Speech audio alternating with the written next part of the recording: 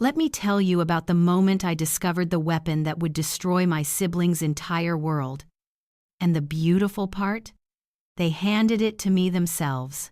I was standing in a pawn shop in Queens, fluorescent lights buzzing overhead like angry wasps, the air thick with the smell of old leather, cigarette smoke, and other people's desperation. My heart hammered against my ribs as I stared through smudged glass at a delicate Victorian locket, gold filigree, tiny emeralds winking under the harsh light. My great-grandmother's heirloom, the one my mother clutched on her deathbed. The one that vanished from her dresser while her body was still warm. The one my own brother and sister stole from me. That piece? The clerk scratched his stubbled chin. $5,000, cash only. $5,000.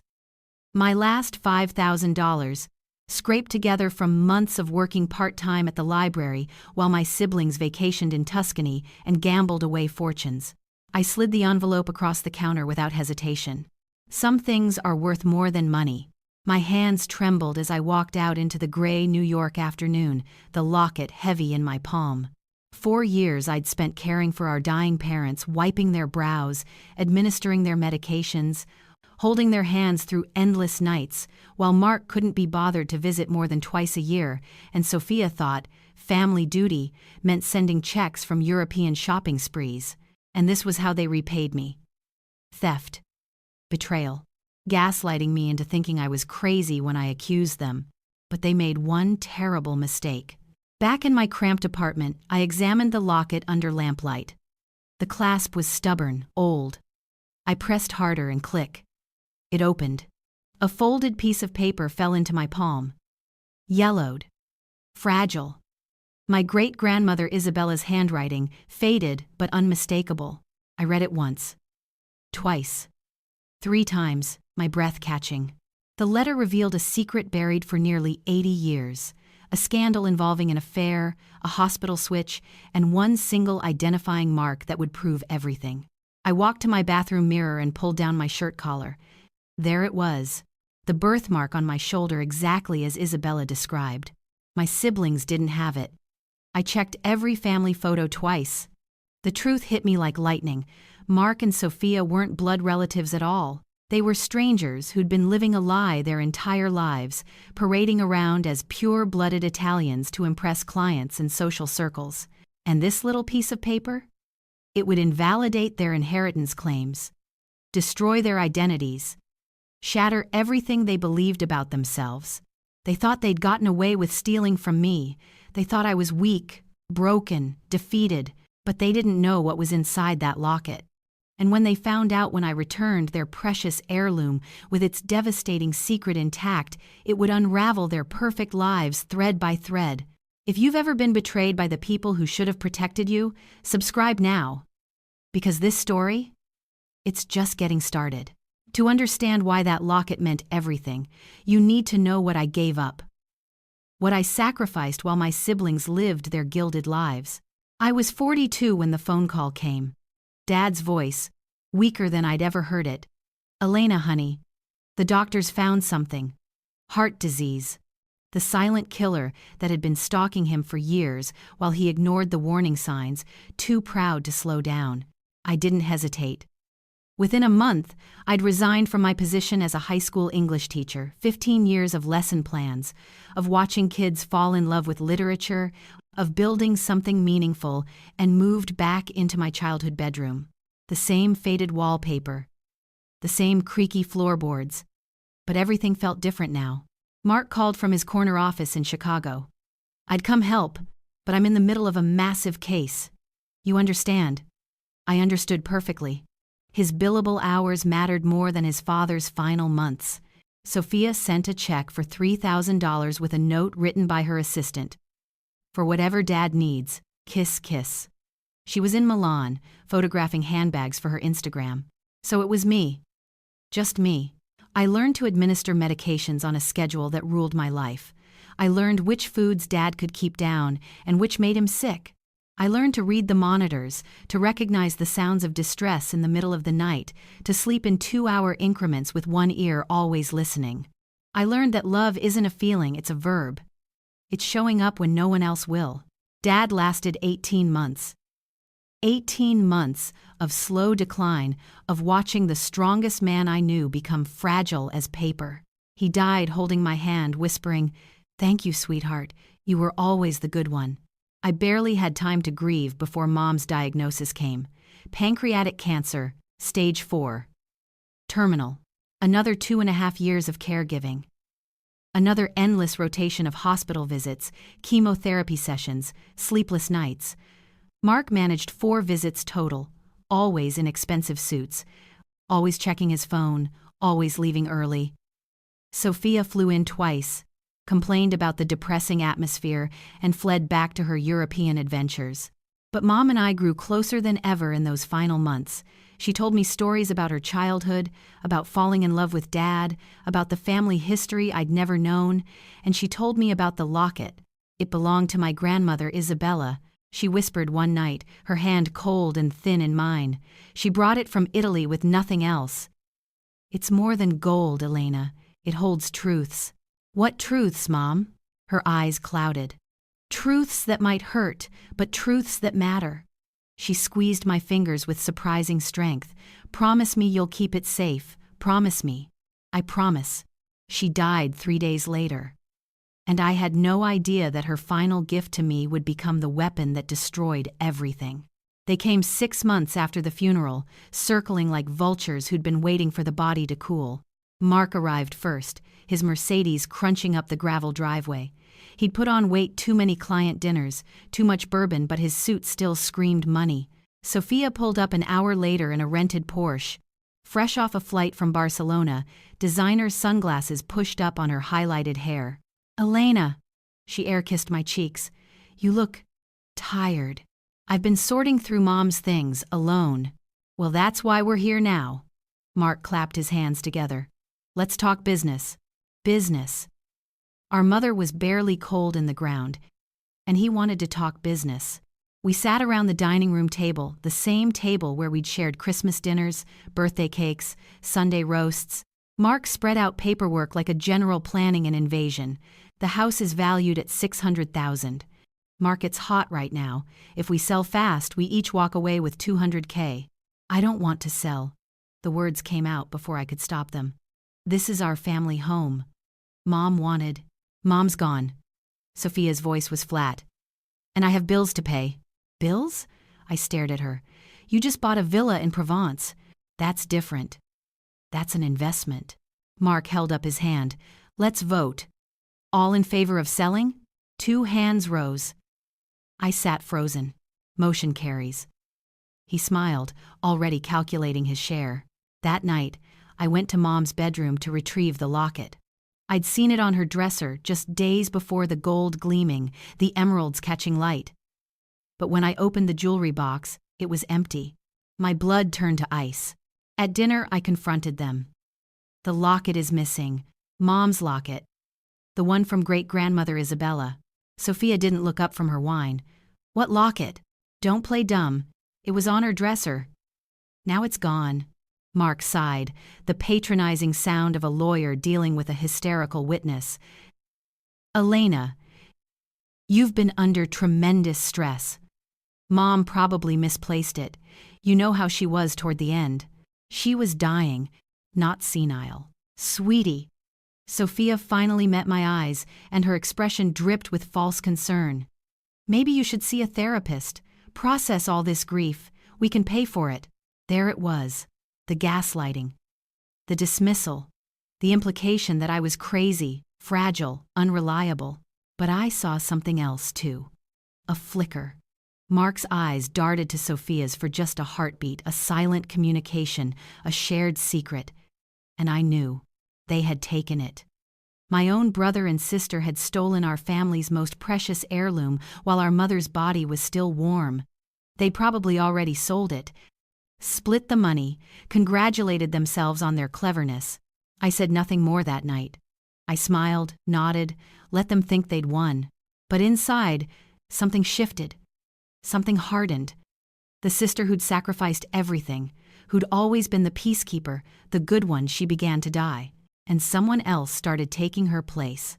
The months that followed were the darkest of my life. The house sold in 3 weeks. Mark handled everything: the realtor, the closing, the division of assets.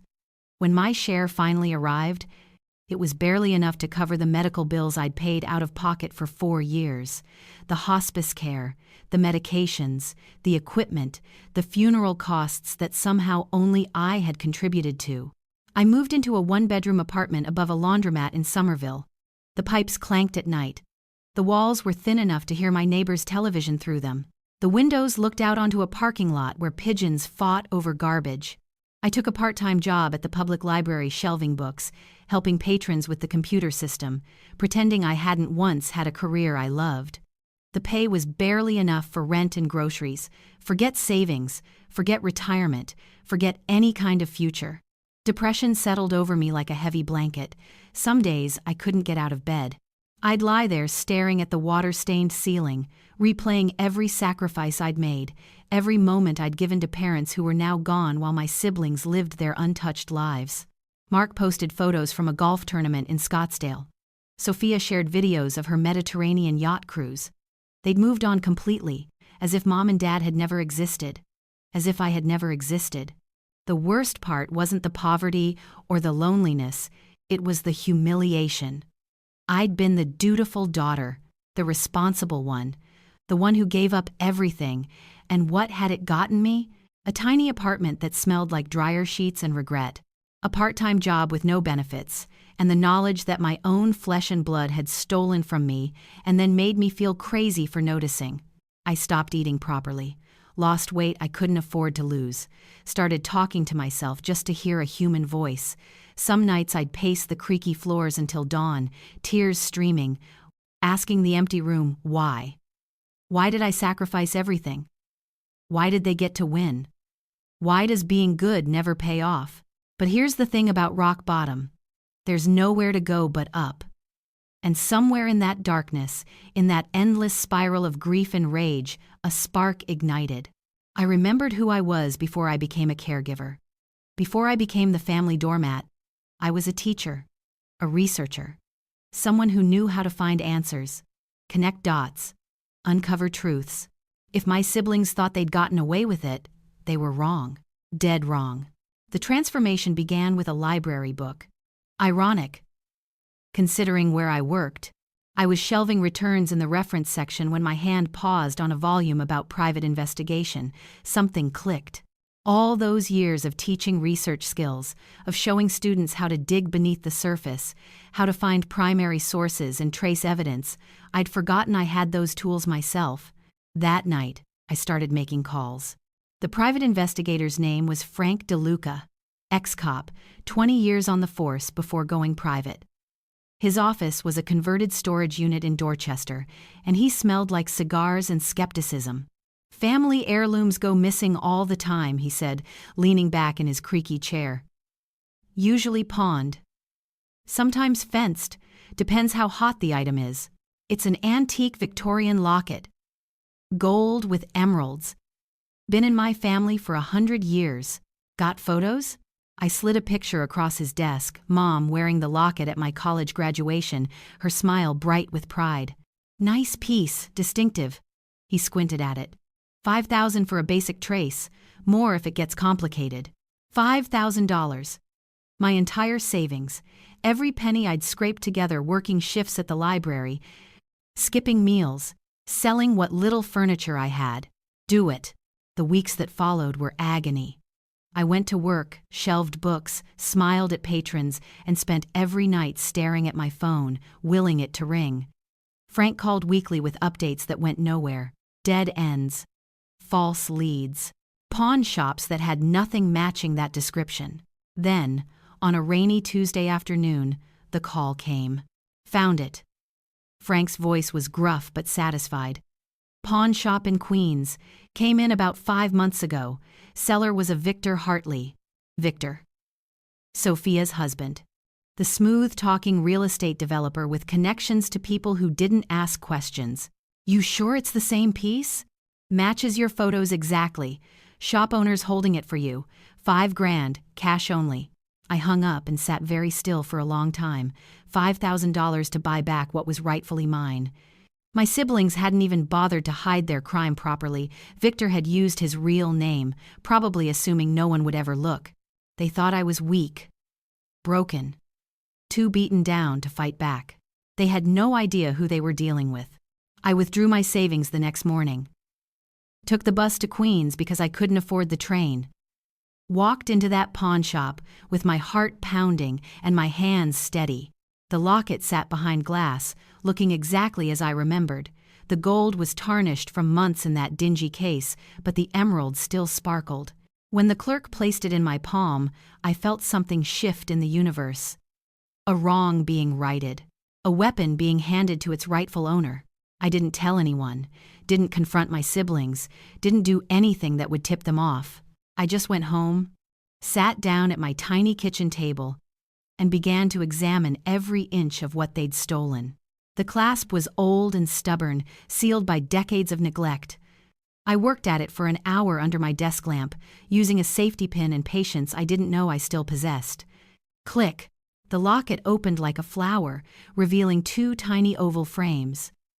On one side, a faded photograph of Isabella as a young woman. Dark hair, fierce eyes, the ghost of a smile. On the other, her husband Giovanni, stern and proud in his Sunday best. But something else was inside. Wedged behind Giovanni's photo, almost invisible, a folded piece of paper, yellowed and fragile as a moth's wing. My hands trembled as I extracted it. The handwriting was faded but unmistakable. I'd seen it on old family documents. Great-grandmother Isabella's script, elegant despite the cramped space. To my descendants, the letter began, know the truth of our blood. What followed changed everything. Isabella confessed that her daughter Maria, my grandmother, was not fathered by Giovanni. An affair with an Italian nobleman, passionate and brief, had resulted in pregnancy. To avoid scandal, Isabella claimed the child as legitimate. But the truth was documented, a hospital record, a birthmark description, a detailed account of which children were switched during the chaos of wartime evacuations. The real heir carries the mark, Isabella wrote, a small birthmark on the left shoulder, shaped like a crescent moon. This mark passes through my true bloodline. Only those who bear it are my descendants by blood. I walked to my bathroom mirror, pulled down my shirt collar, and there it was, the birthmark I'd had my entire life, crescent-shaped and unmistakable on my left shoulder. I'd never thought twice about it. Neither had anyone else. My mind raced through every family photo I'd ever seen. Mark at the beach, shirtless and laughing. Sophia in her backless gown at some charity event. No marks. Nothing on either of them. The realization crashed over me like a wave. My siblings weren't biologically related to our family at all. They'd been switched accidentally or intentionally and raised as heirs to a legacy that was never theirs. Our parents must have known, must have kept the secret to avoid scandal. And the locket they stole? It contained proof of their illegitimacy. Proof that could invalidate their inheritance claims. Proof that would shatter their identities, their social standing, their entire fraudulent existence. I sat in my cramped kitchen for hours, letter in hand, options crystallizing. I could expose them immediately. Call the lawyers, go to court, destroy them publicly. But that would be too quick. Too merciful. No. I would return their precious heirloom. I would gift it back with smiles and forgiveness, let them pin it to their chests and parade it around.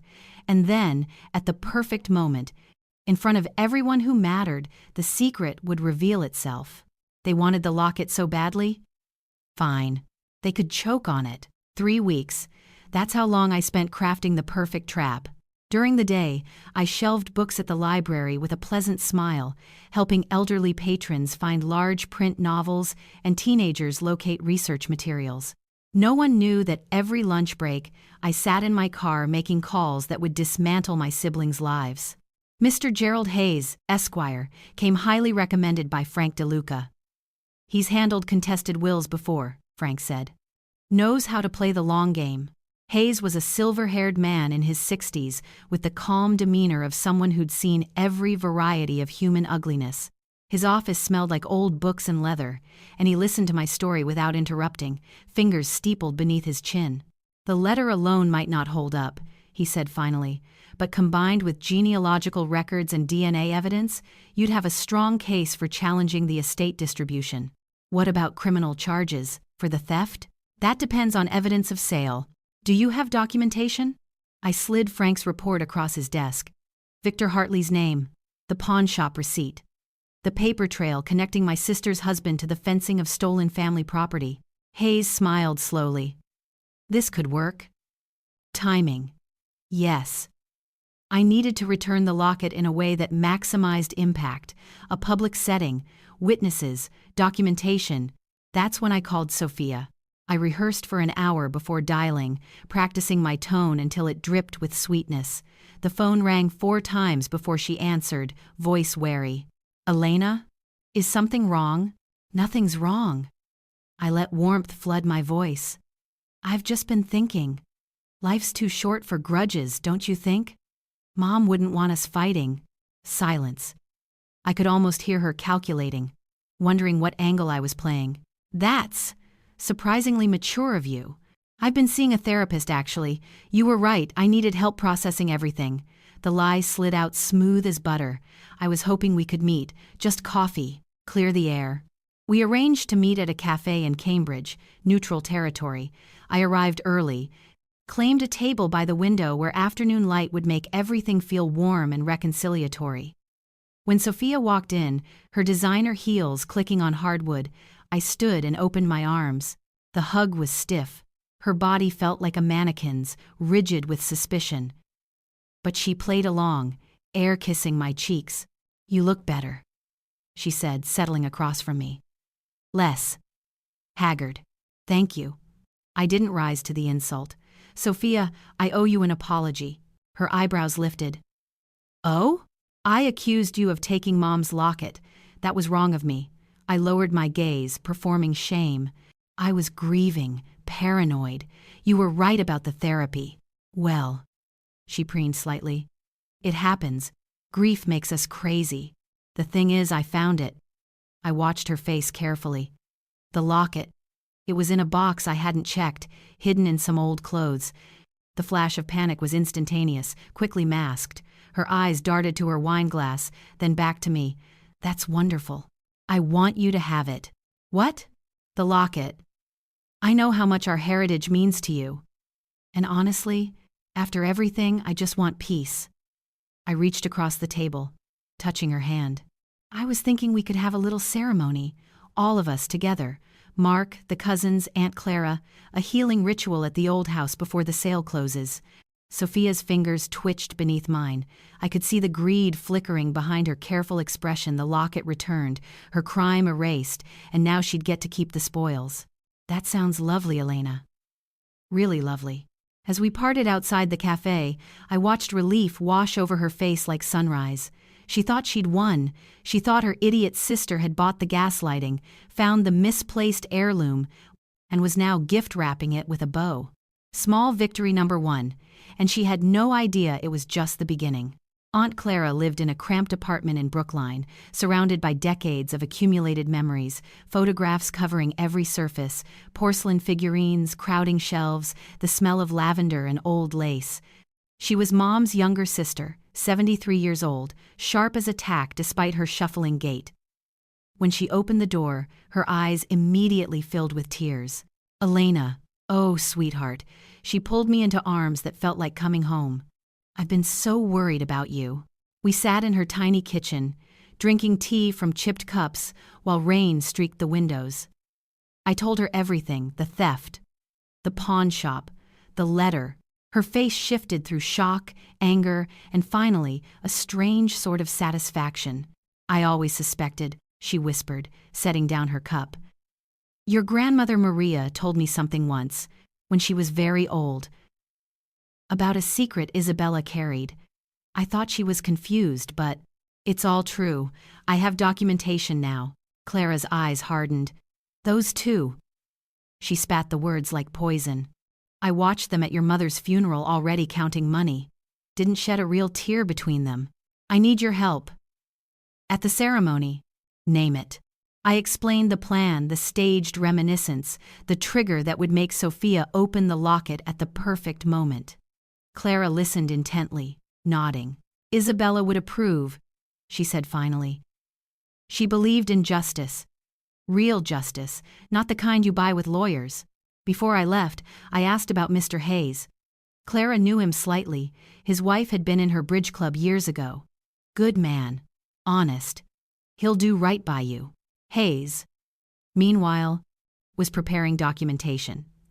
The genealogical research I'd compiled, cross-referenced with hospital records from the 1,940 seconds, the evidence was mounting into something undeniable. My last stop that week was harder. Sophia's daughter Lily was 10 years old, all gangly limbs and curious eyes. She was the one innocent in this mess, a child who loved her mother despite everything, who had no part in the theft or the lies. I met her at the park near her school, supervised by her nanny who was happy for a break. Lily ran to me immediately, throwing her arms around my waist. Auntie Elena, I miss you so much. Mom says you're busy, but I knew you'd come. My heart cracked. This child adored me because I'd always shown up birthday parties, school plays, random Tuesday afternoons when Sophia was indisposed. I was more present in her life than her own mother. I miss you too, sweetheart. I knelt to her level. Listen, things might get complicated with the grown-ups soon, but I want you to know no matter what happens, I'm always here for you, okay? She nodded solemnly. Is it about the fighting? I hear Mom and Dad yelling sometimes. Something like that. But none of it is your fault. And none of it changes how much I love you. She hugged me again, fierce and trusting. In that moment, I made a silent vow. Whatever happened to Mark and Sophia, I would protect this child from the worst of it. Some innocent things deserve to be saved. The next phase required subtlety. I needed my siblings off balance, suspicious of each other, too distracted by internal conflict to notice the real threat. I started with Mark. I accidentally forwarded him an email chain, old family photographs I was supposedly organizing for the ceremony. Buried among vacation shots and holiday gatherings was a picture of me at 16, wearing a tank top at the beach, my birthmark clearly visible on my left shoulder. My message was innocent. Remember this family trait? Mom always said it came from Isabella's side. Funny how genetics work. Mark's reply was dismissive. Cute throwback, see you at the ceremony. But I knew him. The lawyer's mind that couldn't let go of details, the gambler's instinct that sensed when something was off. Somewhere in his subconscious, a seed had been planted. Meanwhile, Sophia was doing my work for me. She wore the locket to a charity gala the following weekend. I saw the photos proliferate across social media like a rash. There she was in a designer gown, the emeralds glinting against her spray-tanned cleavage, captioning, "Wearing my great-grandmother's heirloom, so grateful for my Italian heritage. Number blessed, number family legacy." I screenshot everything, if she only knew what she was advertising. Then came the whisper campaign. I called Mark under the pretense of coordinating ceremony details. Quick question, did Sophia seem nervous when I gave her the locket? She kept touching it during our coffee, almost compulsively. Nervous how? I don't know, guilty maybe? Like she was worried about something. I let the implication hang. Probably nothing. I'm sure I'm reading too much into it. Silence. Then, I'll talk to her. Perfect. I called Sophia next, just checking in about the ceremony menu. Oh, by the way, Mark asked me the strangest thing yesterday. Wanted to know if I'd done any genealogy research. Started asking about bloodlines and inheritance laws. Very specific questions. What? Sophia's voice sharpened. Why would he ask that? No idea. Maybe it's a work thing? He mentioned something about a client case involving contested wills. I could almost hear the gears turning. Sophia and Mark had always been allies of convenience united by greed, not genuine affection. Their trust was transactional, and transactions can always be questioned. Over the next 2 weeks, I watched the cracks widen. Mark started texting Sophia less frequently, I knew, because Sophia complained to Aunt Clara, who reported back. Sophia, meanwhile, began making snide comments about Mark's gambling to anyone who'd listen, hedging her bets in case things went south. They'd spent their whole lives presenting a united front against me, the dutiful sister who did all the work while they reaped the rewards. Now that alliance was fracturing, trust eroding like sand beneath waves. I attended a family dinner during this period, playing my role flawlessly, smiled at Mark's jokes, complimented Sophia's new haircut, but I noticed things, the way they sat farther apart than usual, the loaded glances when they thought no one was looking, the tension beneath the small talk. Mark pulled me aside after dessert. "Elena, has Sophia said anything to you? About the locket? Or the inheritance?" I blinked innocently. "Said anything?" "Like what?" "Never mind." He shook his head, jaw tight. "Forget I asked." Small victory number 2, watching paranoia bloom between them like mold in a dark basement. They were so busy suspecting each other that they never thought to suspect me. The trap was nearly set. All that remained was the final piece of evidence, proof so undeniable that no amount of lawyering could overcome it. The research consumed my nights like a fever. I'd always been good at digging. Years of teaching had honed my ability to trace sources, verify claims, separate fact from fiction. Now I turned those skills toward dismantling my own family tree. The genealogy websites were the easy part: ancestry records, immigration documents, census data. I built a timeline of Isabella's life, from her arrival at Ellis Island to her death in Boston in 1978. The records confirmed what the letter claimed. Giovanni was listed as Maria's father, but hospital records from that era were notoriously unreliable, especially for immigrant families during the war years. The harder evidence came from the hospital archives themselves. St. Mary's Hospital in the North End had been demolished decades ago, but their records had been transferred to a regional medical archive. I spent 3 weekends there, poring over microfilm until my eyes burned, searching for the birth certificate and admission records that would prove the switch. What I found was better than I'd hoped. A notation in Maria's file, dated 1943, referenced administrative confusion during transfer following an air raid evacuation drill. 3 infants had been temporarily moved to a basement shelter. When they were returned, the attending nurse noted uncertainty regarding identification, but was overruled by the supervising physician, who insisted the mothers would know their own. 2 of those 3 infants' records showed later amendments, corrections made years afterward, presumably when the true parentage became clear. The 3rd was Maria, whose record remained unchanged. But that wasn't all. I found a second document, a private letter from the hospital's head nurse to Isabella, dated 1955, expressing continued regret over the incident and assuring her that your secret remains safe with the hospital staff.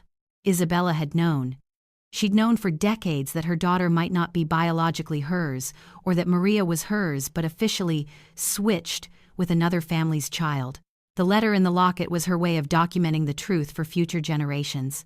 Armed with this evidence, I visited Mr. Hayes again. "This is substantial," he said, reviewing my findings.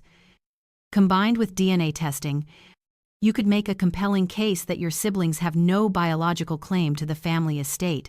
DNA testing requires their consent, though, or a court order. Initially, yes, but once the will is contested, the judge can mandate testing for all parties." He smiled thinly. "And given the evidence of theft, your PI's documentation of Victor fencing the locket, I suspect there will be sufficient grounds to contest." I ordered DNA testing kits that afternoon. Discreet, at-home collection. I already knew what my results would show. The birthmark had always marked me as Isabella's heir. But having scientific proof would seal the case. The ceremony was scheduled for the following weekend. Everything was in place: the evidence, the witnesses, the legal groundwork. All that remained was returning the locket and watching it explode. The old house stood waiting, patient as a conspirator. I'd convinced Mark and Sophia to delay the final sale closing by 2 weeks, just enough time for one last gathering in Mom's memory. They agreed readily enough, probably relieved that I was playing nice after months of silence. The guest list grew to 20, cousins from both sides, family friends who'd known our parents for decades, and of course Aunt Clara, who arrived early to help me prepare. We moved through the familiar rooms together, setting up chairs, arranging flowers, pretending this was a normal family event. "You're sure about this?" Clara asked quietly, polishing a silver tray. "Once it starts, there's no going back. I'm sure they'll hate you forever. They already hate me. They just pretended otherwise because I was useful." I straightened a photograph on the mantel, Mom and Dad on their wedding day, young and hopeful. "At least now it'll be honest." Clara nodded slowly. "Your mother would understand. She spent her whole life keeping peace in this family. Sometimes peace comes at too high a cost." That night, I prepared the locket. I'd had it professionally cleaned, the gold restored to its original gleam, the emeralds sparkling like drops of concentrated envy. But I'd made one small modification, loosened the clasp just enough that a slight pressure would pop it open. The letter was tucked inside, folded precisely as I'd found it. Yellowed, fragile, devastating. I placed the locket in a velvet presentation box, deep blue to complement the gold, and tied it with a white ribbon. A gift. A peace offering. A bomb with a bow on top. The guest confirmations rolled in throughout the week. Cousin Margaret from Connecticut. Uncle Paul from Rhode Island. The Hendersons from down the street, who'd brought casseroles during Mom's illness. All of them witnesses to what was about to unfold. Mr. Hayes sent a text the night before. "Documentation ready. I'll arrive at 3 p.m. as discussed." I couldn't sleep. Lay in my tiny apartment, staring at the ceiling, running through scenarios. What if Sophia didn't open the locket? What if Mark somehow discovered the plan? What if I lost my nerve at the crucial moment? But beneath the anxiety was something else. Something cold and certain. This wasn't about revenge anymore, not really. It was about truth, about justice, about refusing to let people steal from me and then rewrite reality to make me the villain. At midnight, I stood before my bathroom mirror, examining the woman staring back. 46 years old. Gray threading through brown hair, exhaustion carved into the lines around my eyes. But something new there too, a hardness that hadn't existed before, a resolve. "Tomorrow," I whispered to my reflection. "They learn who they really are." The woman in the mirror smiled. It wasn't a kind smile. Morning came gray and cool, autumn clouds hanging low over Boston. I dressed carefully, elegant but understated, nothing that would draw attention from the main event. Clara picked me up at noon, and we drove to the old house in comfortable silence. The caterers arrived first. Then the florists. Then, one by one, the guests, filtering through the front door with murmured condolences and covered dishes. I played hostess, accepting hugs, making small talk, all while watching the clock. At 2:30, Mark's Mercedes pulled into the driveway. At 2:45, Sophia's Porsche followed. At 3 o'clock exactly, Mr. Hayes appeared at the back door, briefcase in hand, slipping in unnoticed. The stage was set. The players assembled. The bomb lay waiting in its velvet box. The afternoon light slanted golden through the old windows, catching dust motes and making everything glow with false warmth. 20 guests milled through rooms that still smelled faintly of Mom's lavender sachets, their murmured conversations creating a gentle buzz. Mark worked the crowd like the lawyer. He was firm handshakes, confident smiles, the occasional burst of performative laughter. He'd put on weight since the funeral, his expensive suit straining at the buttons, but he still projected success, still played the role of beloved eldest son. Sophia floated through in a designer dress that probably cost more than my monthly rent, air-kissing cheeks and exclaiming over how healing this gathering was. Her husband Victor stood near the bar, nursing a whiskey, eyes darting nervously. I wondered if he suspected anything, if some survival instinct was warning him that the ground was about to open beneath his feet. I waited until everyone had a drink, until the small talk had settled into comfortable rhythms. Then I clinked a fork against my glass. If I could have everyone's attention, please. The room quieted. 20 faces turned toward me, curious, expectant, unsuspecting.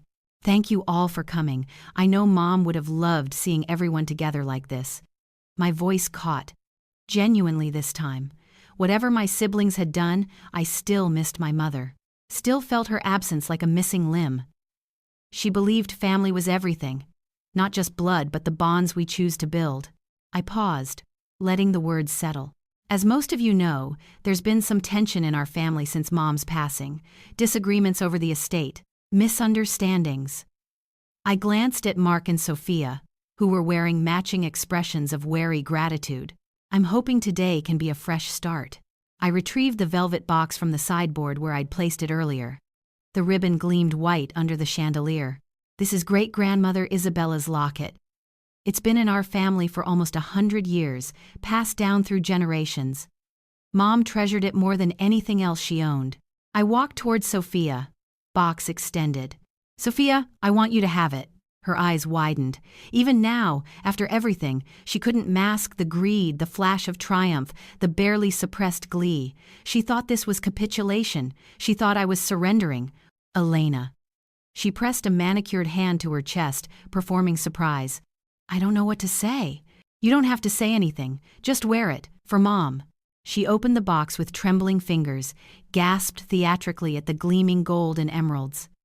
The guests murmured appreciation. Cousin Margaret leaned in for a closer look. "It's beautiful," Sophia breathed. "Absolutely beautiful." She lifted the locket from its velvet bed and fastened it around her neck. It hung perfectly against her collarbone, the emeralds catching the light, looking exactly like it belonged there. Looking exactly like a ticking bomb. "Let me take a photo," someone suggested. Phones appeared.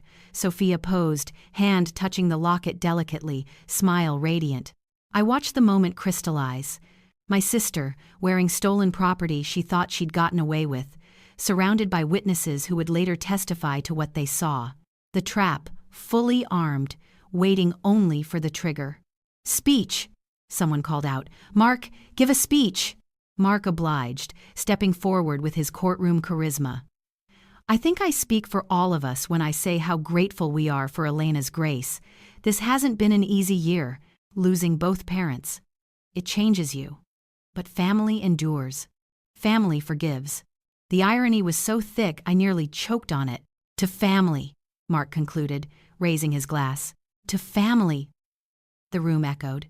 Sophia touched the locket again, fingers caressing the gold.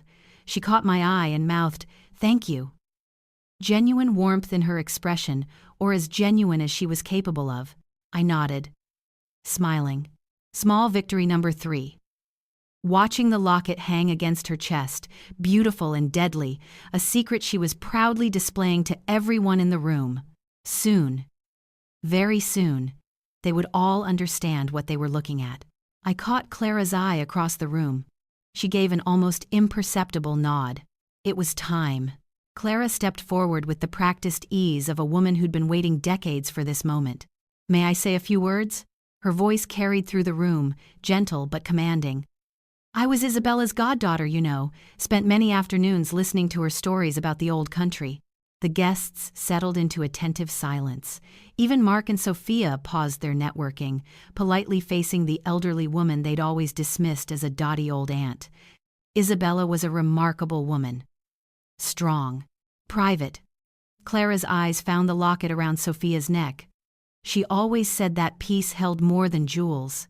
She called it her truth keeper.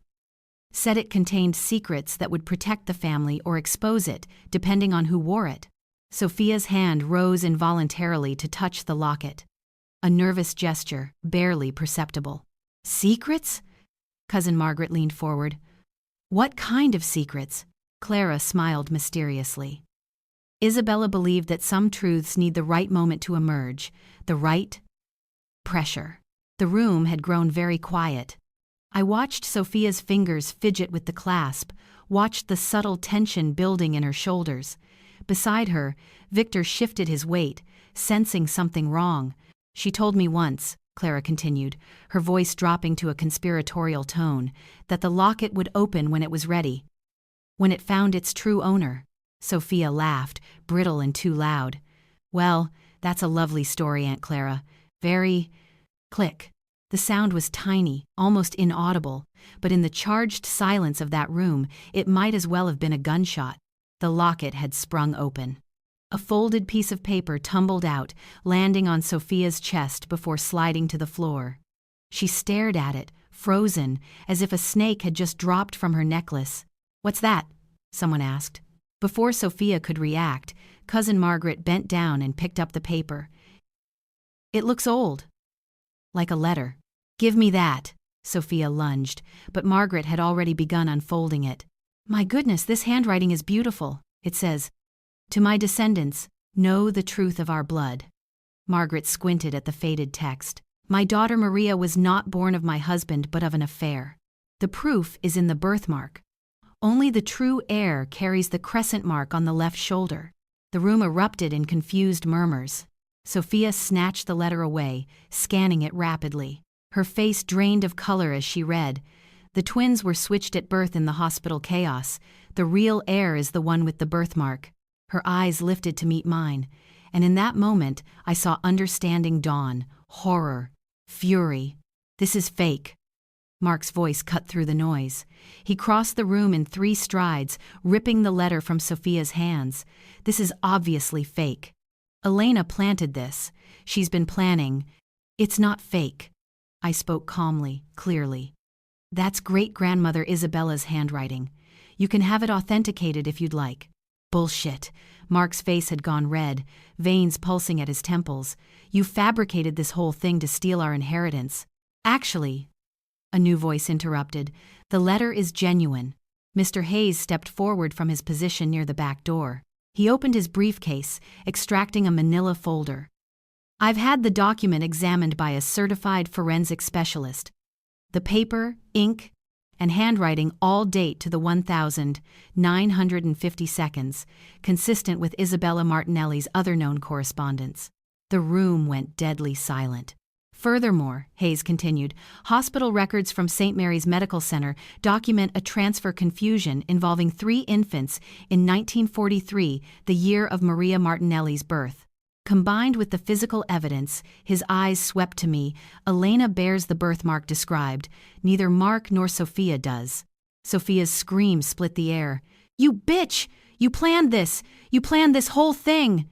She lunged at me, nails raking. I stepped back as guests grabbed her arms, holding her thrashing form.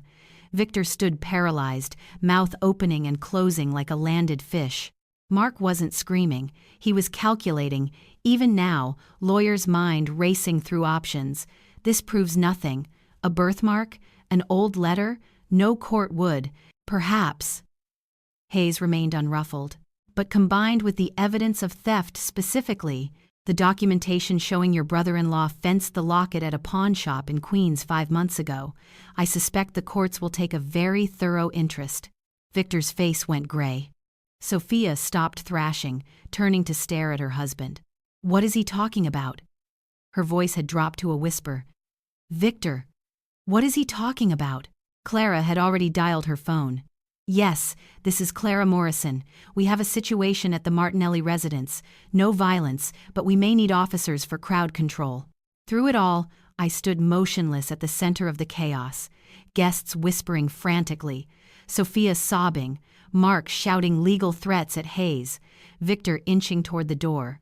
When the noise finally crested and began to fade, I spoke. I didn't plant anything. My voice carried through the room, calm and cold. I just returned what was stolen. The truth was always inside. You were just too greedy to look. Mark's eyes met mine, and for the first time in our lives, I saw fear in my brother's face. Good. The weeks that followed were a masterclass in destruction.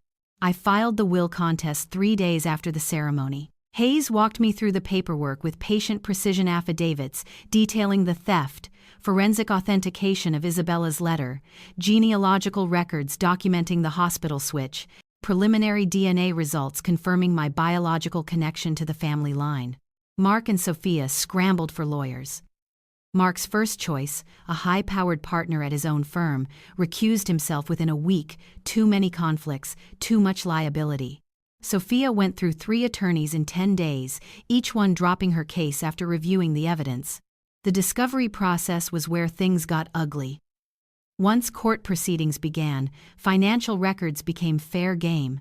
Mark's gambling debts emerged like bodies surfacing from a polluted river, $200,000 owed to various creditors, much of it secretly borrowed from client escrow accounts.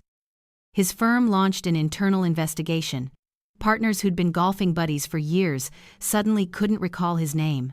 Sophia's situation unraveled differently.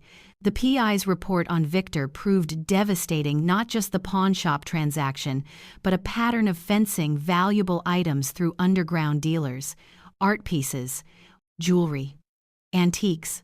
Victor, it turned out, had been funding his real estate losses through systematic theft from his own social circle, with Sophia as unwitting or perhaps witting accomplice. Criminal charges followed. Victor was arrested on a Tuesday morning, photographed in handcuffs outside their Beacon Hill townhouse. Sophia was named as a person of interest in the theft of the locket. Specifically, her fingerprints had been found on the velvet case the pawnshop owner preserved. The newspaper coverage was restrained but thorough. Prominent Boston family embroiled in inheritance dispute, read the Globe headline. The article mentioned fraud, theft, and contested genealogy. It quoted sources close to the family, expressing shock and disappointment. I declined every interview request. This was a family matter, I told the reporters who called. I had nothing to add. But privately, I savored every development. Mark called me one evening, his voice stripped of its usual arrogance. Elena, please. We can work this out. I'll give you whatever you want. The house, the assets, everything. Just drop the charges. Drop the charges? I let silence stretch. I didn't press charges, Mark. The state did. Once evidence of embezzlement and theft reaches certain thresholds, it's out of my hands. This is destroying me. My career is over. Julie's filing for divorce. I'm sorry to hear that. No, you're not. You planned this. You waited and planned, and I returned our great-grandmother's heirloom. That's all I did. Everything that followed? That's just consequences. He was crying now, great heaving sobs that crackled through the phone speaker. The mighty Mark Martinelli, reduced to begging. I felt nothing. Goodbye, Mark. I hung up and turned off my phone. Small victory number 4, but it didn't feel small. It felt like the earth shifting, like plates realigning after decades of tension. Everything they'd built, every advantage they'd stolen, every lie they'd told themselves about deserving their success, all of it crumbling to dust. And I hadn't broken a single law. Desperation does terrible things to terrible people. The first betrayal came from Mark. Facing disbarment and potential criminal charges for mishandling client funds, he made a calculated decision. Cooperation. In a sworn deposition, he testified that Sophia had initiated the theft of the locket, had orchestrated the sale through her husband, and had suggested they gaslight me when I raised suspicions. My sister is manipulative, he stated for the record. She saw an opportunity and took it. I was merely peripheral. Sophia's response was nuclear. She filed a counter-affidavit detailing Mark's gambling addiction, his embezzlement of client funds, his extramarital affairs with paralegals at his firm. She produced text messages, bank records, hotel receipts, a paper trail of destruction she'd apparently been compiling for years. I kept this as insurance, she told her lawyer, probably not realizing the conversation was being recorded. I always knew he'd try to throw me under the bus eventually. The courtroom became a theater of mutual annihilation. I attended every hearing, sitting quietly in the gallery, watching my siblings tear each other apart with testimony designed to maximize damage. Mark revealed that Sophia had been inflating her charity donations for tax purposes. Sophia countered that Mark had been billing clients for hours he spent at casinos. Mark produced evidence that Victor's real estate company was a money laundering front. Sophia showed that Mark's wife had been funneling cash to her family for years. Each accusation spawned new investigations. What started as a contested will became a sprawling legal catastrophe that touched everything they'd built. Victor tried to flee. He made it as far as Logan Airport before federal marshals intercepted him. Apparently, the fencing operation had crossed state lines, making it an FBI matter. He was denied bail. Sophia stood alone in the courtroom that day, watching her husband led away in chains. For just a moment, I almost pitied her. Almost. Then I remembered Mom's dresser. The empty space where the locket should have been. The gaslighting. The years of condescension. The way she'd called me sweetie while stealing my inheritance. Pity evaporated like morning dew. The final dissolution came on a Thursday afternoon. Mark and Sophia, seated on opposite sides of the courtroom, refused to look at each other. Their lawyers had stopped conferring weeks ago. Whatever alliance had existed between them, built on shared greed and mutual contempt for their sacrificing sister, had completely collapsed. The judge called a recess. Mark stormed past me without a glance, face gray with exhaustion and defeat. Sophia remained seated, staring at nothing, her designer clothes rumpled, her perfect hair undone. I walked out into the autumn sunshine and stood on the courthouse steps, breathing deep. They had stolen from me, they had lied to me, they had made me feel crazy and ungrateful and worthless. Now they were destroying each other, and all I'd had to do was return what was mine. The DNA results arrived on a Monday morning, delivered by courier to Mr. Hayes's office. We opened the envelope together, though I already knew what it would say. The birthmark had always told the truth. Isabella's letter had simply provided the context. Elena Martinelli, Hayes read aloud, shows a 99.7% genetic match to documented samples from the Isabella Martinelli lineage, preserved in the 1978 estate proceedings. He turned the page. Mark Martinelli shows no genetic connection to the Martinelli family line. Sophia Martinelli Hartley shows no genetic connection to the Martinelli family line. There it was, scientific proof of what an old letter and an older birthmark had already revealed. My siblings weren't my siblings. They were strangers who'd been raised in our home, given our name, included in our inheritance through a hospital error that our parents had chosen to accept rather than expose. I thought I'd feel triumphant. Instead, I felt strangely empty. What happens now? Now? Hayes set down the report. Now we present this to the judge. Combined with the other evidence, the letter, the hospital records, the theft charges, I expect a full invalidation of the original estate distribution. Everything reverts to you as the sole biological heir. The hearing was scheduled for the following week. Mark and Sophia were present, both looking like hollowed-out versions of themselves. Their lawyers had stopped pretending optimism. The judge, a stern woman named Victoria Chen, reviewed the evidence with methodical care. DNA results. Hospital records from 1943. Isabella's authenticated letter. The paper trail of theft and fraud.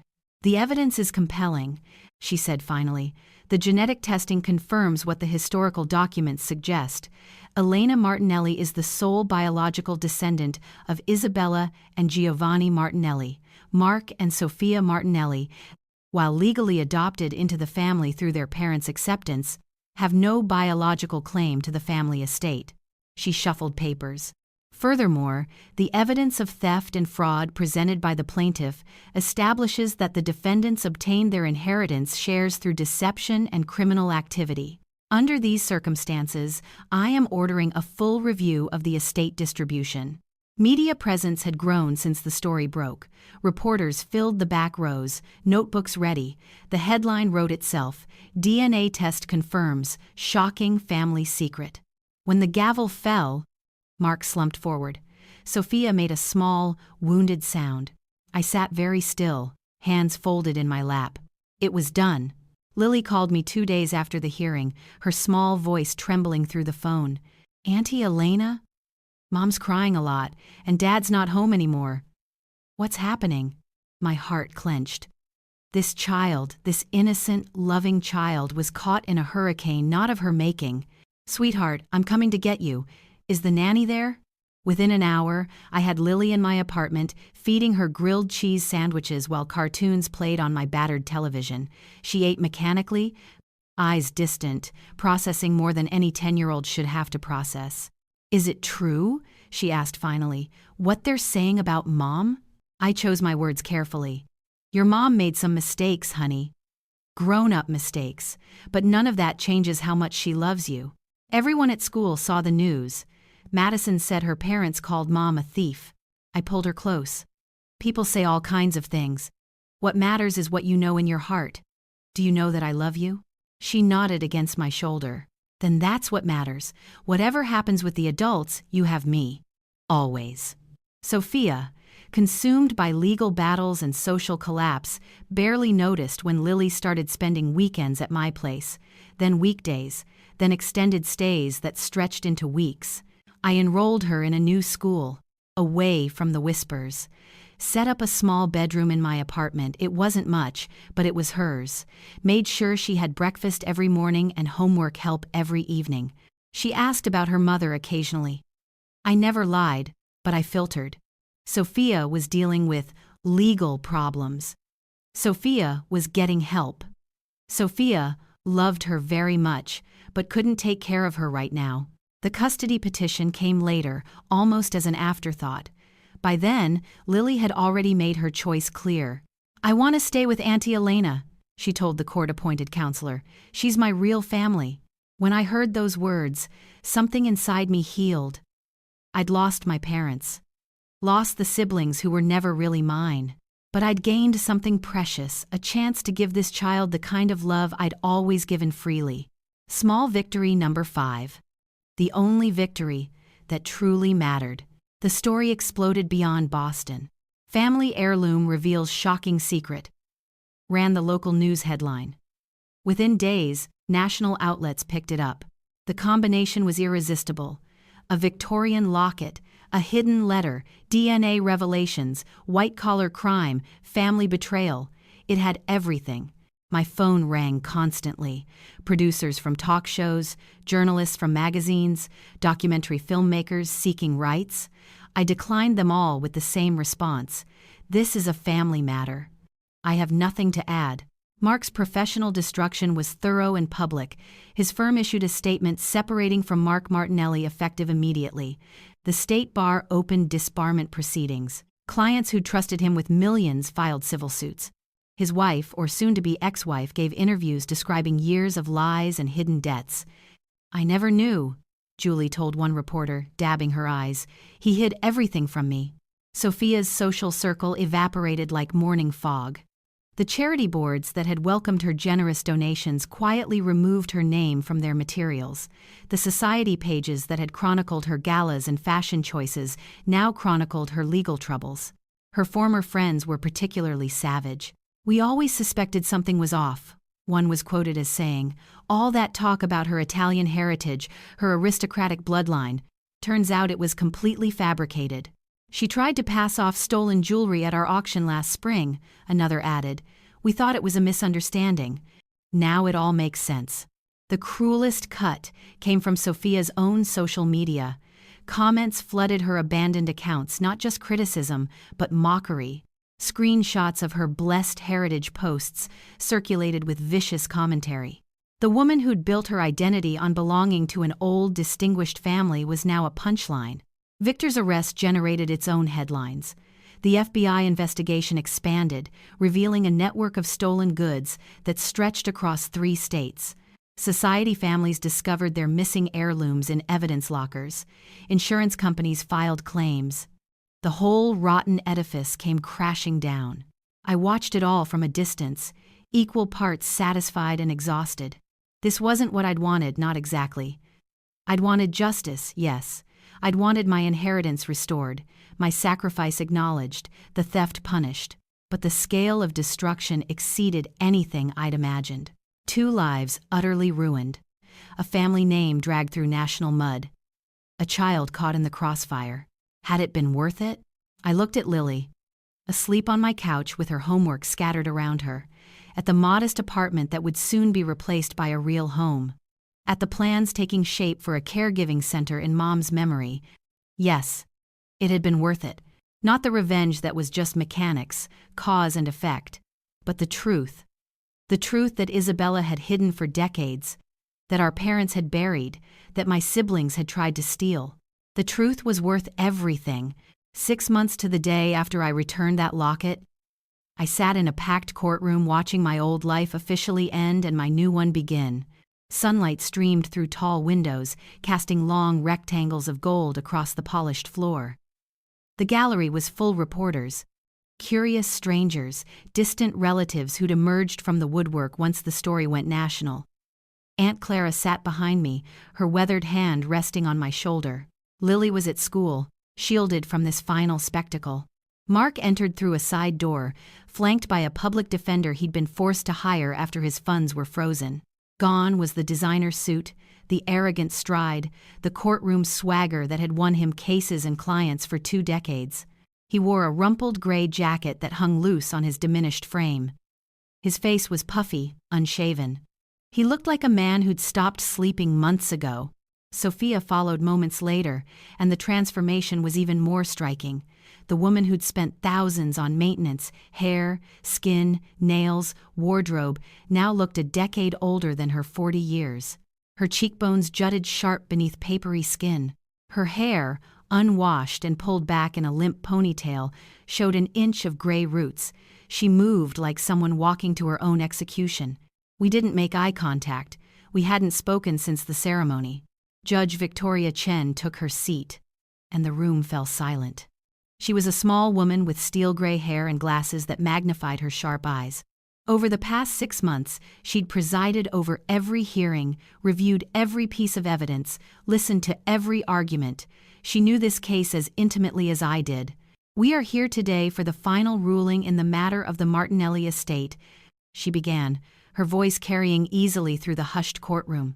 "I have reviewed all submitted evidence, including genetic testing results, historical hospital records, authenticated correspondence from the deceased Isabella Martinelli, and documentation related to criminal charges against multiple parties." She adjusted her glasses and looked down at her notes.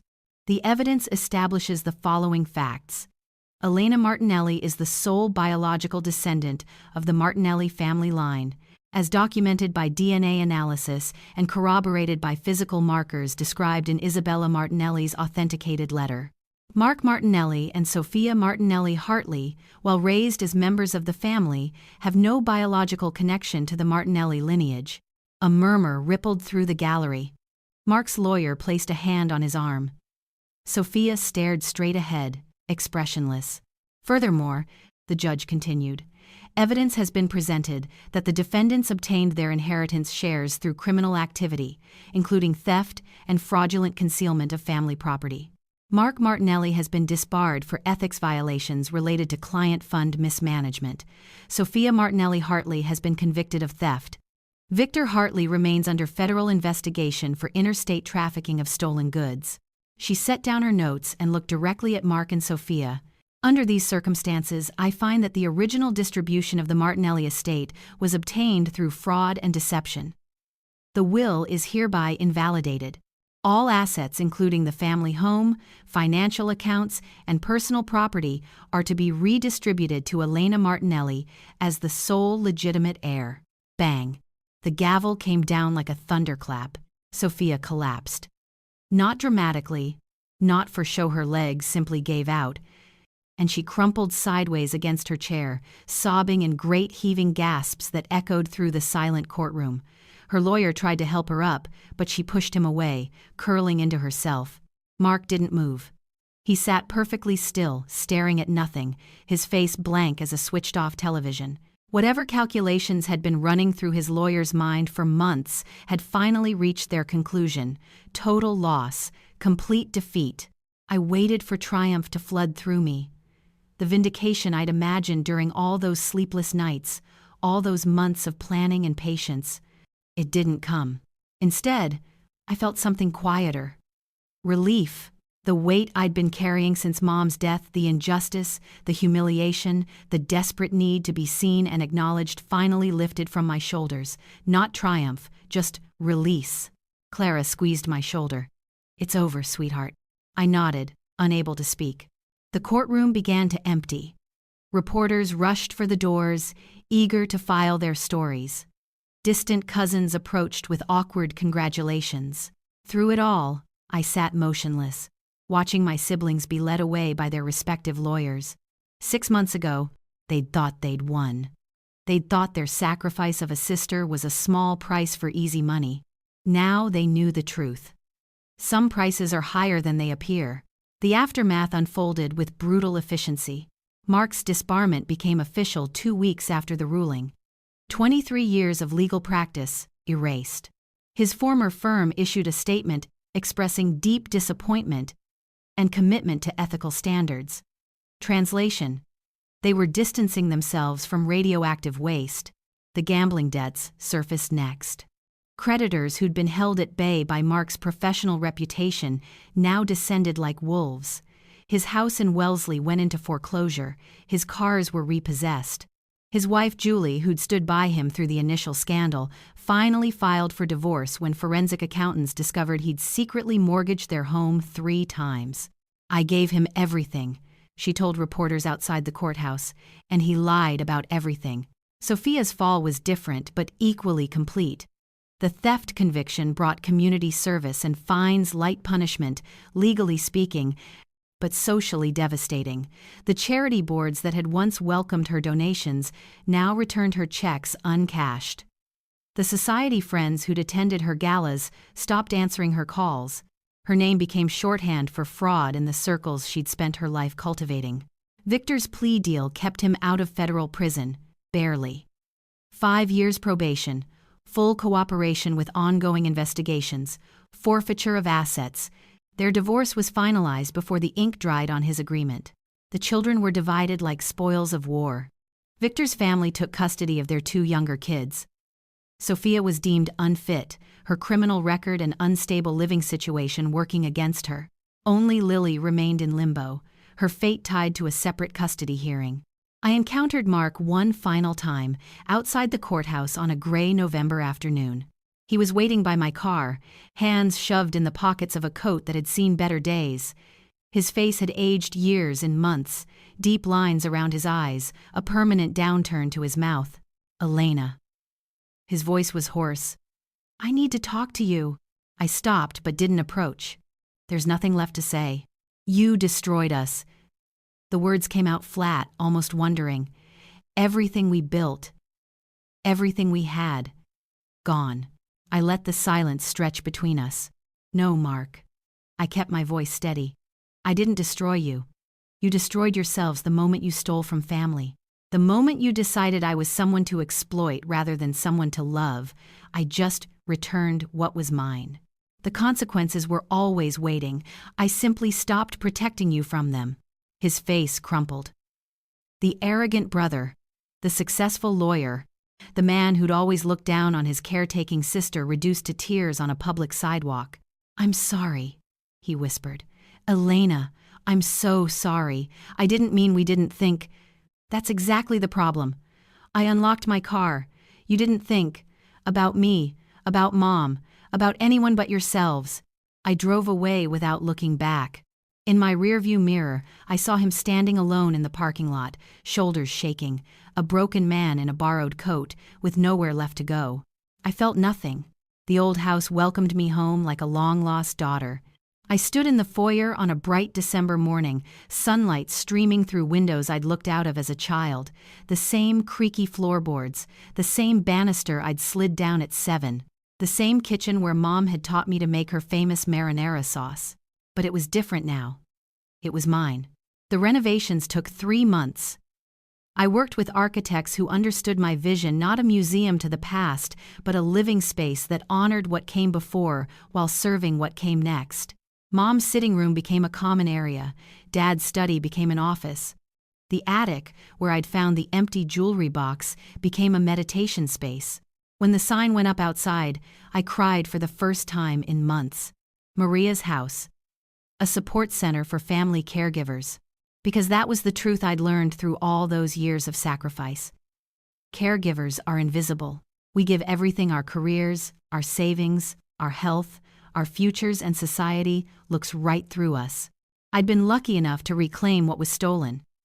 Most caregivers never get that chance. Maria's house offered respite care, support groups, financial counseling, and simply a place to rest. A place where someone would see you, acknowledge your sacrifice, tell you that what you were doing mattered. Mom would have loved it. The locket I sold at a legitimate auction house, Christie's handled it with appropriate reverence for its provenance and history. The bidding exceeded expectations. Great-grandmother Isabella's treasure, freed from the grasping fingers of false heirs, found its way to a museum collection where it would be preserved and displayed. I donated every penny to cancer research. It felt right, a memorial to Mom's suffering transformed into hope for others. The night after the auction closed, I slept through until morning for the first time in years. No nightmares, no pacing, no rage keeping me awake as I replayed injustices. Just peace. I woke to sunlight and birdsong, to the smell of coffee from the automatic pot I'd finally allowed myself to buy, simple pleasures that had seemed impossible during the dark years.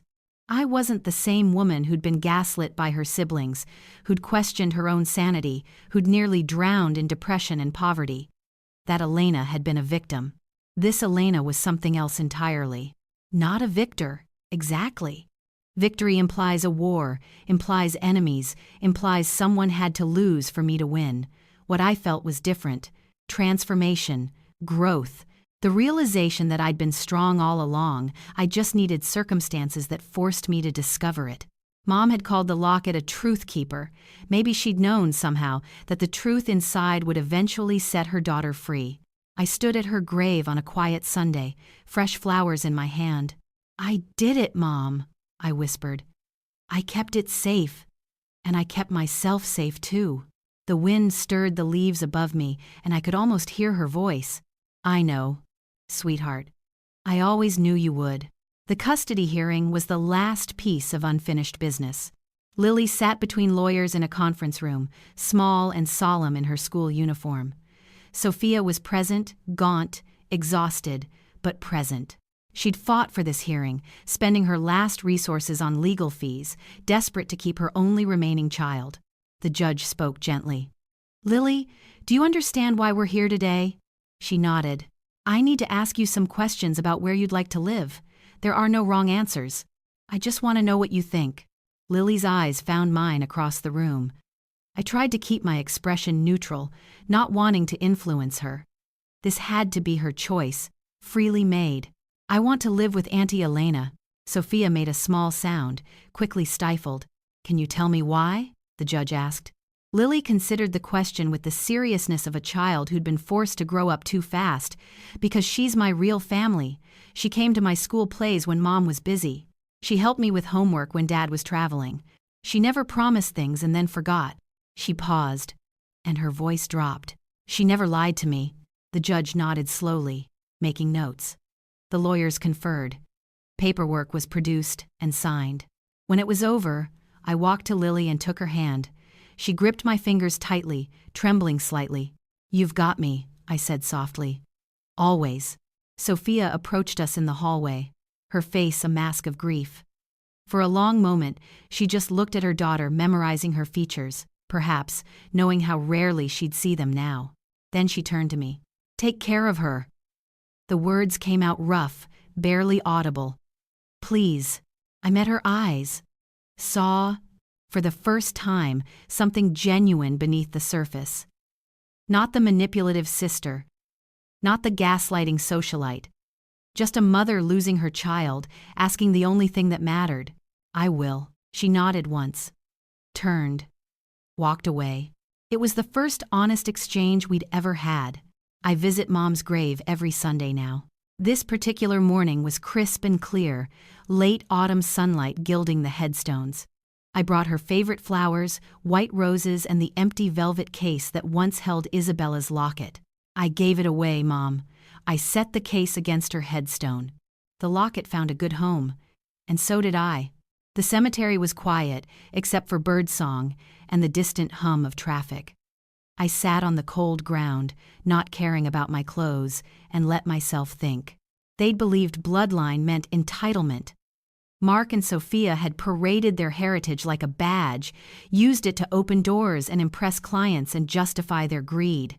They'd thought DNA was destiny, that being born into a family meant owning its treasures. But family isn't blood. It never was. Family is showing up. Family is sacrifice. Family is holding someone's hand through the night when it would be easier to walk away.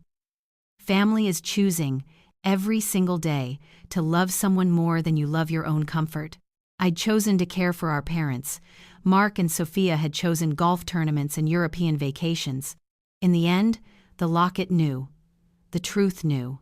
I stood, brushing grass from my jeans, and looked out over the peaceful rows of graves. Somewhere out there, people were going through what I'd gone through. Being betrayed by those who should protect them. Being gaslit into doubting their own reality. Being stolen from by the very people who were supposed to be family. To them, I'd say this. Revenge doesn't have to be fire. It doesn't have to be screaming matches or dramatic confrontations or burning bridges. Sometimes it's a quiet truth, patient as a seed, waiting for the right moment to bloom.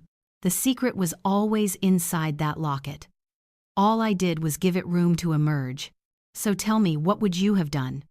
If your family stole from you, lied to you, made you feel crazy for noticing, would you have fought back? Which city are you watching from tonight? Share your story in the comments. I read every single one. And if you believe that justice should be patient, that truth eventually wins, that family is something you earn through love rather than inherit through luck, hit subscribe.